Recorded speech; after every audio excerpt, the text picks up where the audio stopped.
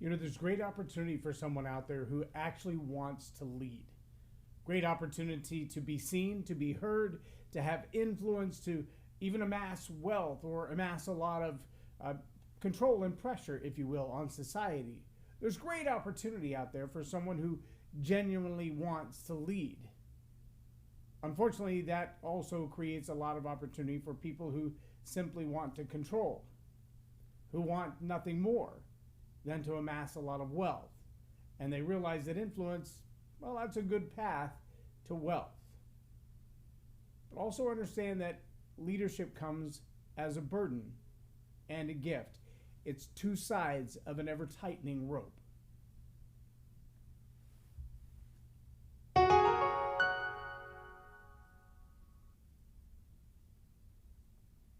I'm J Loren Norris with Leading Leaders Podcast.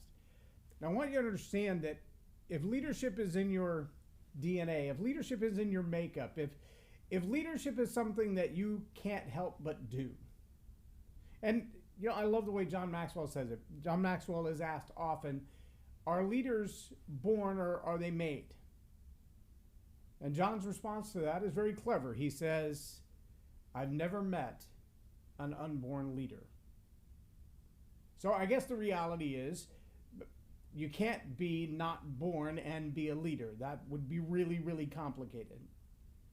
But are leaders born that way or are they made is really the crux of the question, right? So it's a clever answer, but it doesn't really answer the question that people are asking. Because here's what they're really asking. Is the only way to become a leader to be made a leader? To be taught to be a leader, to be trained to be a leader, to be skilled to be a leader, to have the right kind of education, the right kind of exposure. Is that what makes you a leader? And while there's some absolute truth in the fact that every leader can be raised up a little bit, in fact, John Maxwell's number one leadership principle in the 21 Irrefutable Laws of Leadership is that everyone has a leadership lid. And whatever that lid is, whether it's a communication failure, it's a relationship failure, whatever that lid is in your leadership, that lid will be at a number level, a 1 to 10. It could be a 5 or a 6 that stops you. And whatever that leadership lid is, it will also stop everything in your organization. So if you're a 6 at communication, it doesn't matter how good the rest of those skills are, that lid is going to stop you at a 6. So could you work on skills to become a better communicator? Well, of course you could. Could you work on skills to be a better relator? Well, of course you could. There are plenty of things that you do, lots of education, plenty of books that you could read that would give you insights and ideas. You can find a mentor, you can find a coach who will help you erase the blind spots and find the places where you can become a better leader. But there are also things to know about leadership that we can't just get them in a book. There are knacks and traits and skills and, dare I say, natural gifts that make a leader successful. People who don't like much to be in the public limelight, people who don't like much to talk in front of others, they don't have a desire to communicate their ideas to others, well, leadership for them is going to be a little more difficult. It doesn't mean they can't. I know plenty of people who are introverts. Simon Sinek is a perfect example. He says of himself that he's an introvert, that if he were at a party, he'd be more likely to be running the barbecue grill or standing in the corner than to be out mixing with people. But because of the nature of his job and what he's called to do, he comes out of his box to pick up the microphone, to stand on the stage, to stand in front of a camera, to teach a class, to lead an organization. Not because his driving passion is to be in front of people, but because that's his role, that's his job, and he understands that. But there are people who are more like my wife, who really doesn't like to be in the spotlight, doesn't like to be recognized for a lot of stuff. She's very much an introvert. But the level of her leadership is completely different. And the way that she leads is completely different. And the group that she leads is completely different. They treasure her, they prize her in a certain way, and they recognize the influence that she has. But it's not going to be the same as a Simon Sinek or a John Maxwell. It's also true, though, that there's a lot of tension in leadership. There's the pull that says, I need to be balanced, I need to be fair, I need to be honest, I need to be open-minded, I need to be aware. And that means that I have a certain level of burden that comes with being a leader.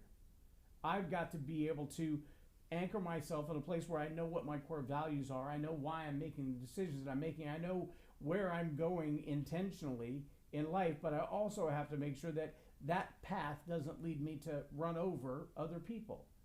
It means that I'm not going to take advantage of people. I'm not going to strain the relationships that I have with people. I'm not looking to hurt them or to confuse them or abuse them or control them.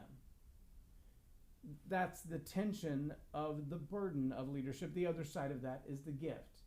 It is a gift to have the opportunity to lead. It is a gift to have others look to you and say, I would love to have your advice. I want to know what you think about this. I want to know how you feel about this, because I'm not sure how I feel about it, and I would really love someone else's input to that.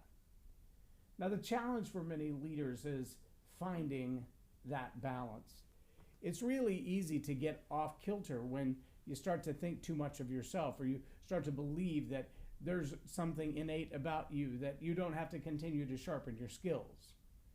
Those things can become very frightening, and they can become very dangerous, because it's easy to get sucked into that pride aspect.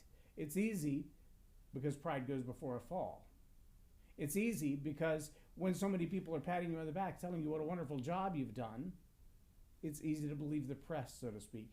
And unfortunately, it's really easy when you're having to write your website, write your marketing material, write your speeches. It's real easy to believe all the things that you've taught are so original and so new, and nobody's ever said them before, and you can get puffed up in that. But it truly is a gift to have the right, to have earned the right to build relationships with people. My caution to leaders who have not found that tension yet, who found the privilege and the right and the responsibility and the opportunity and all of those things that build someone up to feel like, look what I've accomplished, look where I'm headed in my life. John Maxwell calls it the destination disease. When I get there, I'll know it, and man, all of my life, all my leadership, it will be so much better. And there is some truth that when you've arrived, so to speak, when you finally figured something out that you've been struggling with for a long period of time, there's a lot of peace that comes with that. There's a lot of hope and joy and success. But you've also got to realize that that's when the pressure is really on, because that's when the pressure to balance your influence, to balance your gained popularity, to balance your gained ability to get people to go along with your ideas, to the ability to get buy-in quickly and to get buy-in wholeheartedly. But that's a skill set that takes a period of time to master, but once you've mastered it, you can feel like you're on the top of the world. And that's where the tension comes in, because the responsibility is still there, the burden is still, all that pull to the other side that says, yes, you've got these gifts and you have this great opportunity and go and lead, must still be reminded that you're impacting the lives of a lot more people than just yourself. It could be careers on the line, could be families on the line, could be communities on the line. And all of the decisions that you make, all of the influence that you have, every direction that you give them, if they follow them, there will be consequences. Hopefully all of those will be good. But if you're not cautious and you feel like I'm just going to exert my ability to influence, to show off my ability to influence, then you're like a guy with a new Corvette doing donuts in the parking lot. You're probably going to get a ticket. You might tear up your car. And yeah, you got a chance to show off your fast car, but now you don't have your fast car anymore. Leaders who like to show off their ability to get people to do what they want to do just to show off, they have the same problem. They won't have it long. My challenge for you is this.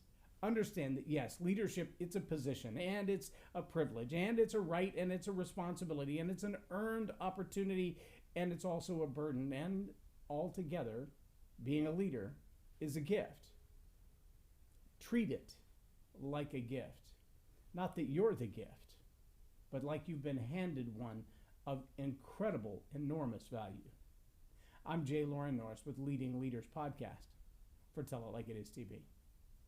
Have a blessed day.